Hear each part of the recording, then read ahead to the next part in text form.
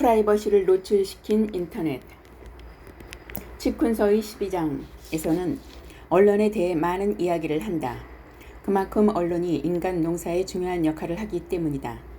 일반 사람들이 책을 출판하기 어렵게 하고 문학과 언론 같은 세력을 이용해 정치적 힘을 구축한다는 말, 제1, 제2, 제3 선을 만들어 치밀한 계획에 의해 대중 여론몰이, 즉 대중의 의식구조 조종 등이다. 12장 7절에서 출판하기 어렵게 만든다고 한 말은 지금 사회 판도를 몽땅 뒤엎을 듯 언론의 혁신이 일고 있는 인터넷의 위력과는 상반되는 말로 보인다. 인터넷은 아무나 하고 싶은 말을 할 수 있고 상상도 못할 정보가 모인 곳이다.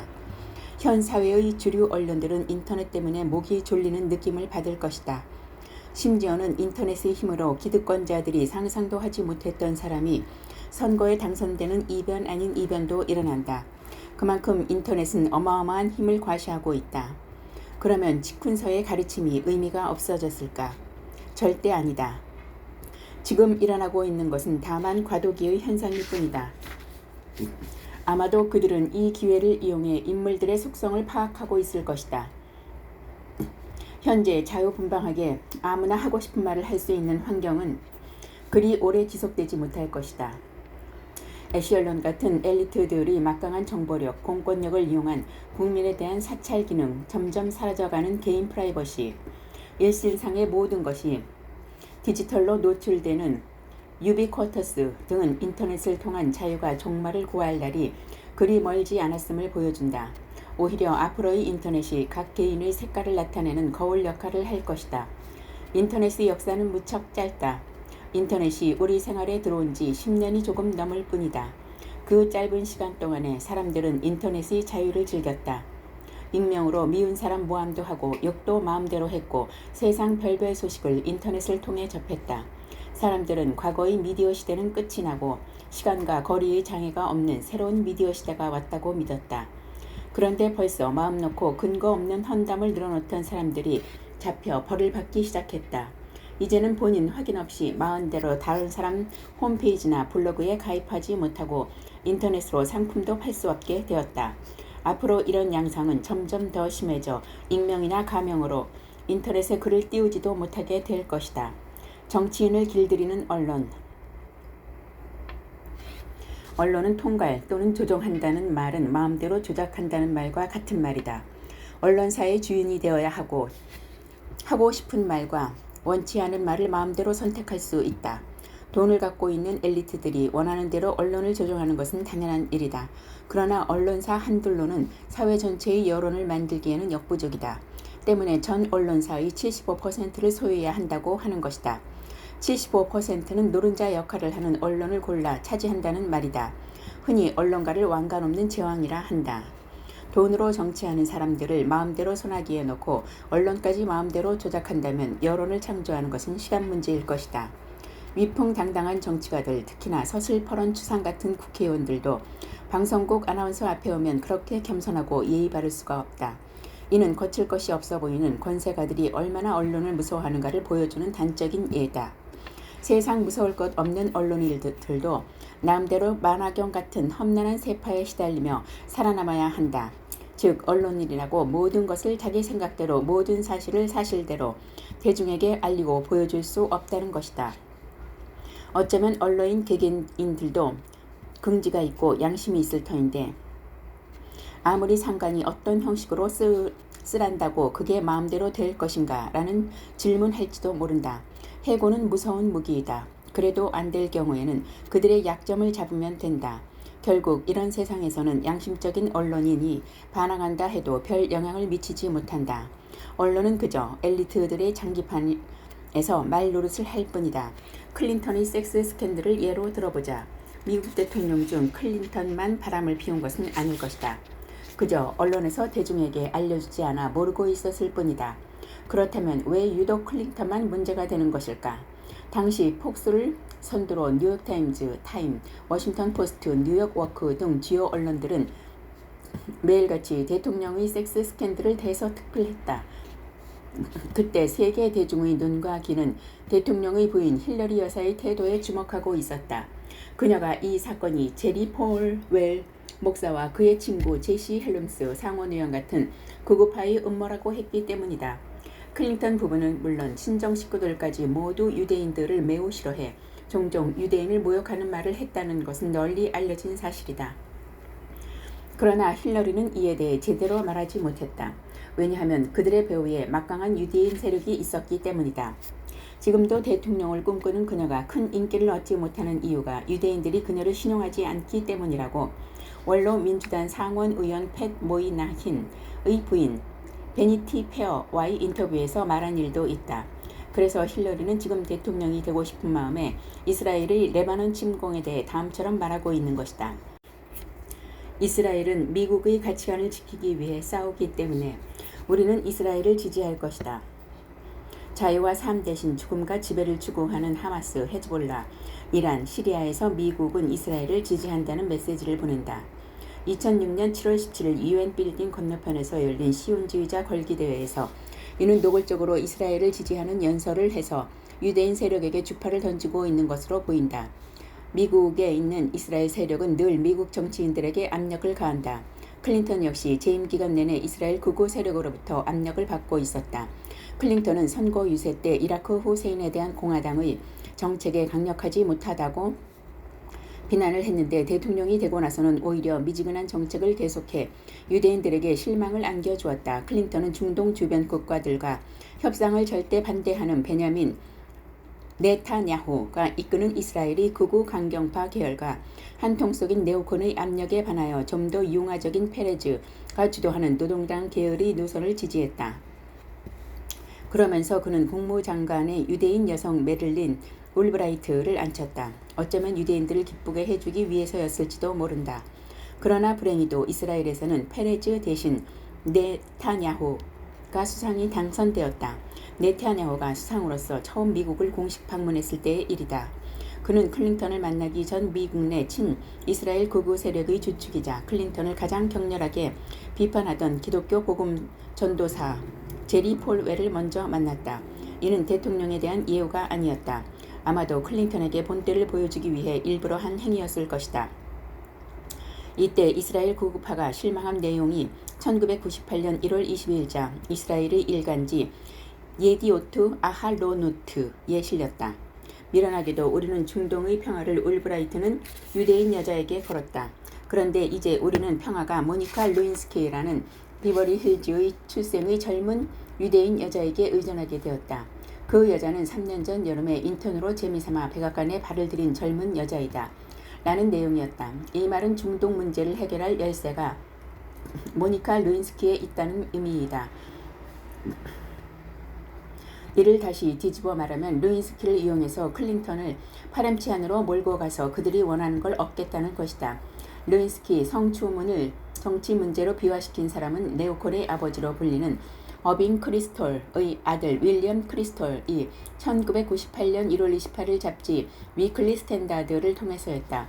윌리엄 크리스톨은 이보다 이틀 전인 1998년 1월 26일 이스라엘 극우파의 열성 지지자이며 전 하원 의원이었던 빙 어베와 전 하원 의장이던 뉴트 깅리치, 역시 현 네오콘 핵심 인물이며 이스라엘 무기상 자문이며 전 국무성 차관으로 있던 리처드 펄과 함께 클린턴에게 이라크 침공을 허락해 주장에 강력한 서한을 보낸 일이 있었다. 물론 클린턴은 이들의 말을 듣지 않았다. 클린턴의 성추문은 점점 확대되어 위증죄 등의 문제로 1998년 12월 탄핵을 받을 지경에 이르렀다. 클린턴은 1998년 12월 16일 결국 극우파의 뜻대로 이라크 폭격을 명령했다. 아마 다급해서 그랬을 것이다. 그리고 이틀 후 하원에서 탄핵이 가결되고 이듬해인 1999년 2월 10일 상원 재판에서 탄핵이 부결되어 클린턴은 남은 임기를 무사히 마칠 수 있었던 것이다.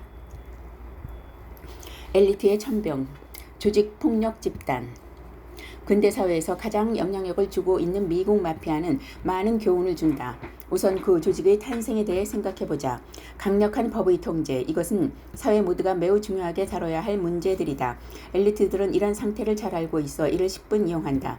반면에 멍청한 젠타일들은 이 진리를 깨닫지 못하고 있다. 마약을 금지하면 마약으로 돈 버는 사람이 많아지고, 성매매를 불법으로 만들면 창녀를 이용하여 돈 버는 사람들이 많아지고, 음란한 소리를 못하게 하면 음란한 짓을 하여 돈 버는 사람들이 많아진다. 무엇이든 못하게 하면 반대작용이 크게 일어난다는 말이다. 사람들은 하나만 알지 둘은 몰라서 무조건 나쁜 것이니 못하기만 하면 그것이 제일인 줄 안다. 20세기 초반 미국에서는 금주법을 만들어 사람들이 술을 팔지도 마시지도 못하게 했다. 그 결과 밀주업자, 밀수업자, 비밀 술집 등이 성행했다. 술 마시는 사람은 줄지 않았고 이로 인한 이익은 마피아의 몫이 되었다. 결국 피해가 너무 커지자 이 금주법을 13년 만에 폐지했다. 그러나 그동안 마피아들은 아무도 건드리지 못할 거인으로 성장했다. 한국에서는 도덕적 원칙과 여성의 인권과 성범죄 근절을 위해 성매매 특별법을 만들고 집장촌을 없앤다고 한다. 이는 인류 역사상 성공하지 못했던 과업이다. 여성부나 여성단체들은 쾌재를 부르는 모양이다. 바로 이런 것이 엘리트들이 사회를 유도하는 좋은 사례이다. 간혹 숙력 끝에 공창제도를 만들자고 하는 사람도 나오는 모양인데 이들은 몇 발짝 하지도 못하고 문매를 맞아 매장되고 만다. 이 법을 강력히 집행한다면 아마도 10여 년 후에는 그 결과가 나타나기 시작할 것이다. 성매매 사업은 없어지는 것이 아니라 조폭의 손에 들어가고 매춘업은 주택지로 침투되어 주택지와 집장촌이 뒤섞일 것이다. 누가 창녀이고 누가 아닌지 구별도 어려울 것이다. 범죄는 물론 에이즈 같은 성병이 전 사회에 만연되어 정부는 어떻게 손을 써야 할지도 모른 채 집장촌은 시절을 그리워할 것이다. 아마도 질서가 파괴될 만큼 파괴된 후엔 공장 제도에 귀를 기울이는 사람들이 좀 늘어나겠지만 그때 가서 피해를 회복하기에는 어려울 것이다. 엘리트들은 자신의 목적을 달성하기 위해 폭력 집단을 조종하고 이용한다. 뿐만 아니라 어떤 경우에는 폭력 집단이 그들이 분신인지 그들이 분신이 폭력 집단인지 구분하기 어려울 때도 있다. 지금 세계가 신세계 질서라는 미명하에 하나의 지구촌을 변신하고 있다. 동시에 심한 혼란 또한 계속되고 있다. 그래서 폭력 집단의 지위는 더욱 공고해지고 있다. 이들은 이제 지상경제의 영역에서 존경받는 경제인 또는 경영인으로 둔갑하고 있다. 어쩌면 세상에서 가장 선하고 인자한 사회 지도자의 모습을 하고 있는지도 모른다. 몰입꾼과 파수꾼, 국가 사이의 싸움은 항상 존재해왔다. 특히 16세기 지리상의 발견과 함께 시작된 식민지 시대에는 개화되지 못한 나라들이 강한 나라들의 먹이가 되어 식민이란 쓰라린 경험을 하게 된다. 제2차 세계대전을 기점으로 소위 탈식민지주의라고 할 수 있는 새로운 사조가 시작되었다. 그리고 그동안 직접 식민지를 다스리던 방법이 좀 더 교묘하게 바뀌었다. 간접적인 식민지 관할 방법, 즉 매판 정부를 세워 지배하게 된 것이다. 식민지를 직접 통치하면 반감만 초래한다. 결국 추종국들은 골치 아픈 일을 걷어치우고 실질적인 이득만 취하면 된다고 생각하게 되었다. 그래서 독립이 마치 유행처럼 세계 각지에서 일어나게 되었다. 식민지를 많이 갖고 있던 영국은 식민지를 독립시켜놓고 소위 영국 연방제도라는 것을 만들어 경제 공동체를 세웠다. 그러나 국운이 쇠하여 지금은 대부분 사실상 미국의 그 종주권을 빼앗기고 있다. 식민국가로서는 종주국은 바뀌었어도 판매 정부를 통해 종주국에게 수탈당하기는 마찬가지이다. 유럽의 열강이 난무할 때 별로 활약을 하지 못했던 미국이 세계 최강국이 된 지금 바로 이 식민지 지배 방법을 사용하고 있다. 새로 독립한 국가들은 과거 식민 종주국의 총독이 와서 다스릴 때보다 더욱 자기 국민을 핍박하는 한편 소수의 특권층을 만들어 사실상 신귀족주의 왕권 정치를 행한다. 즉 독재 정권이 된다는 말이다. 이렇게 자기 나라와 민족을 위한다는 양의 탈을 쓰고 일신상의 부귀영화를 위해 실제로는 종주국의 앞잡이가 되어 민족의 피를 빨아먹는 거머리가 되는 것을 매판 정부 제도라 하겠다. 이는 후진국일수록 심하다. 지금 우리는 미국의 노예가 되느냐 아니면 미국의 적이 되느냐는 기로에 놓여 있다. 미국은 평화와 인권을 지킨다는 미국 편을 든 나라는 좋은 나라, 미국과 다른 생각을 하는 나라는 모두 미국의 적이고 악한 나라로 만들어버린다. 자유와 평화를 사랑하는 나라라면 모름지기 미국에 충성해야 한다는 새로운 시대를 만들어가고 있는 것이다. 그러나 아직은 세계 인민의 자유와 긍지를 모두 빼앗지는 않은 상태이다. 아직 반미 감정이 가능하기 때문이다. 종주국들은 식민국가를 독립시킬 때 분리 통치 원칙을 잊지 않았다. 그들은 서로 싸우도록 만들어 놓고 독립을 주었다. 결국 남과 북이 갈라져서 갖은 고통을 당하면서도 미국의 개 노릇을 할 망정 북한의 동포는 쳐서 없애야 한다는 애국심이 투철한 한국 같은 국가를 만드는 데 성공했다. 인도, 아랍국가, 그리고 아프리카 대륙도 마찬가지이다. 이렇게 그들은 전 세계를 도마 위에 올려놓고 세계 각국을 요리하고 있다.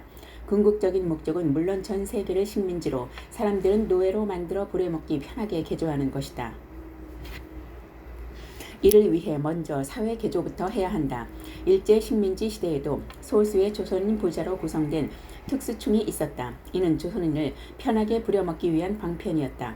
지금은 탈식민지 시대이지만 법칙은 변하지 않았다. 또 한 가지, 경찰과 군인들은 신복으로 만드는 방법도 있다.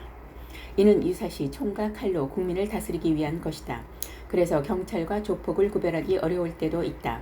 한 나라의 지도자들은 자국민보다 종주국에 잘 보여야 자리를 지킬 수 있다.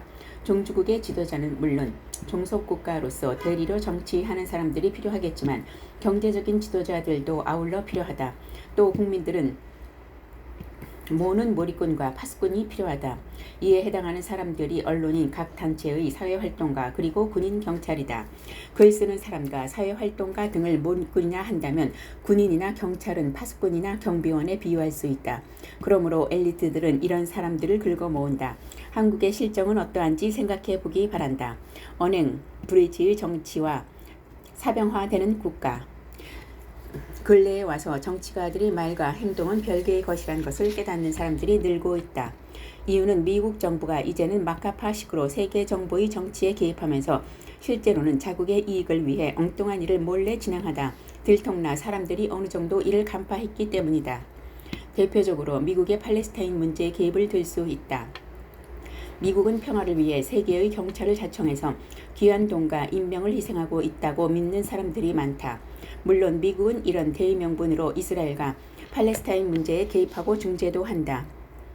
물론 평화를 위해서 하는 일이며 항상 중립적인 위치를 유지한다고 말하기 때문에 사람들은 대개 그렇게 믿고 있다. 그러나 실제로 미국은 항상 이스라엘 편에 서서 이스라엘에 유리하게만 일을 꾸미고 있다. 팔레스타인 사람들이 부당하고 억울하게 희생되고 있지만 언론에 제대로 보도되지 않아 사람들이 잘 모르고 있다. 팔레스타인이나 이라크 침공은 너무나 잘 알려진 일이기 때문에 자세한 설명은 여기서 생략하겠다.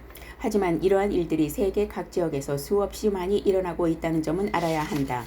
치권서에도 나와 있지만 엘리트들은 자신들의 술수를 알아보고 이에 반발하여 여러 나라들이 불만을 표시하고 행동으로 나타날 때 이에 대한 해결책으로 전쟁을 유발시킬 준비가 되어 있다고 했다. 바로 이 점을 염두에 두고 현재의 세계 정세를 분석해야 한다. 소련 붕괴 이후 미국의 독주가 계속되고 있다. 특히 소련의 지배에서 벗어난 동구권이나 중앙아시아의 이핵공화국에 불어온 미국의 입김은 이들을 점차 친미주의 정권으로 바뀌어가고 있다. 러시아의 입지는 점점 약해지고 있다. 이제 러시아는 미국의 비위를 거스르지 않으려고 안간힘을 쓰고 있다. 중국의 입장도 여기서 별반 차이가 없다. 그러나 미국은 상대가 하나를 양보하면 이번에는 또 하나를 더 달라며 점차 그 강도를 높이고 있다. 과연 다른 나라들이 어디까지 참고 견디며 양보할 것인가 생각해보지 않을 수 없다. 또 직접 피해를 입지 않은 국가들도 앞으로 당할 피해를 두려워할 미국의 그릇된 행위를 공개적으로 지탄하는 빈도가 늘어나게 될 것이다. 지금 이 모든 국가들이 미국의 비위를 거슬리는 행동을 거려하는 이유는 그만큼 미국의 국방력이 강하고 보복이 두렵기 때문이다.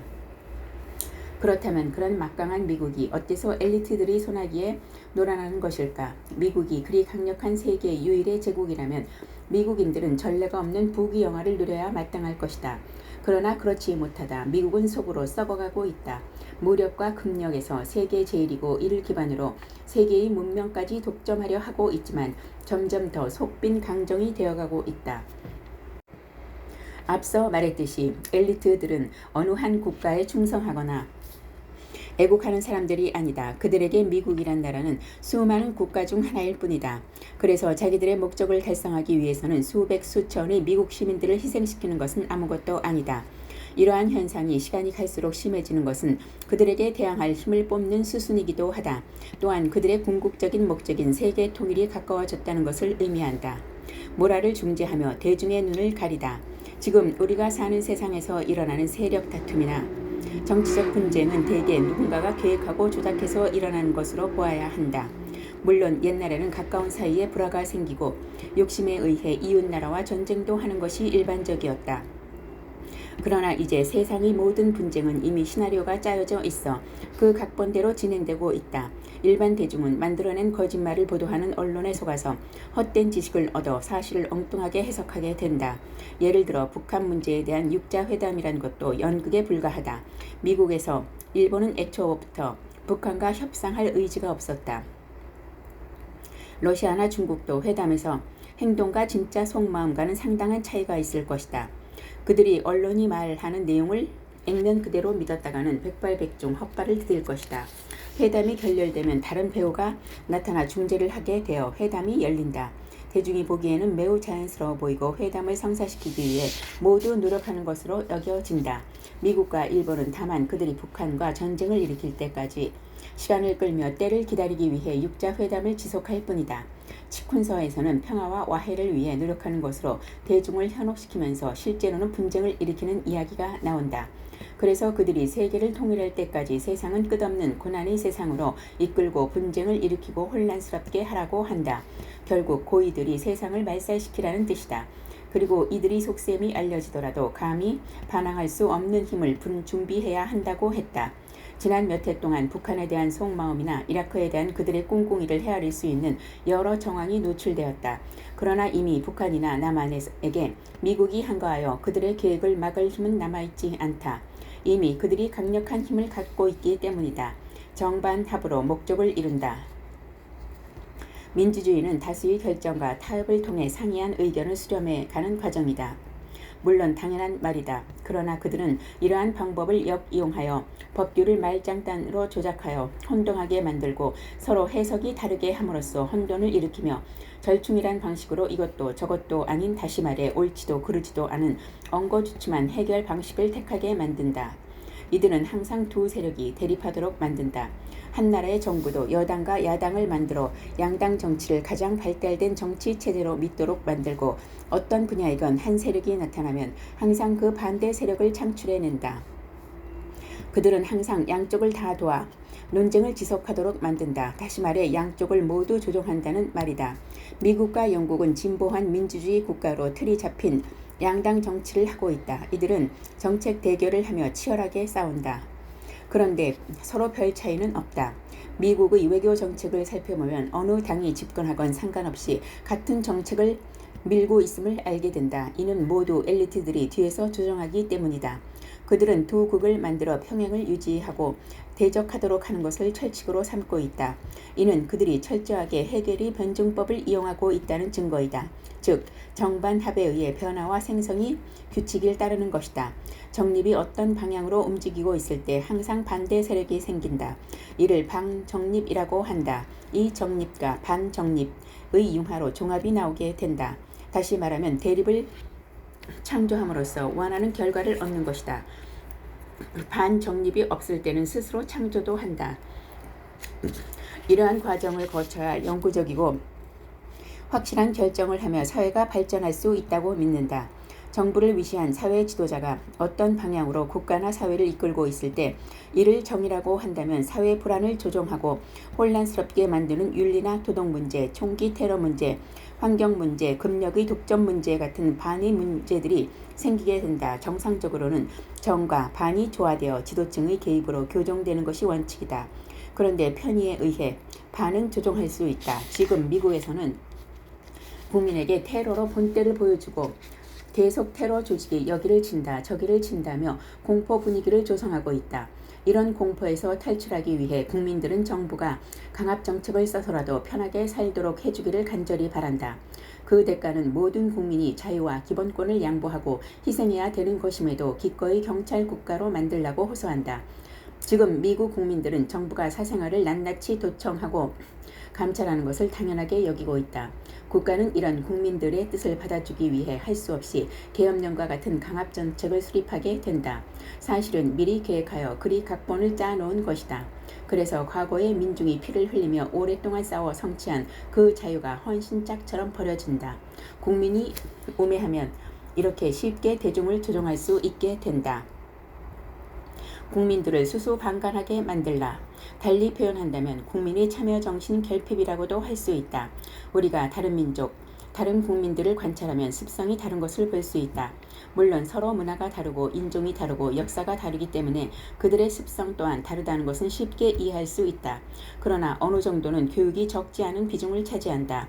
나라에도 예전에는 대화를 위해 소화를 죽인다는 말을 흔히 했다. 사람들은 공공의 이익을 위해 사사로운 개인의 입장을 묵살하려 했다. 그러나 해방과 6.25 이후 미국 문화가 들어오면서 사람들은 점점 개인주의를 지향하게 되었다. 요즘 소위 님비라는 유행어까지 나오게 되었다.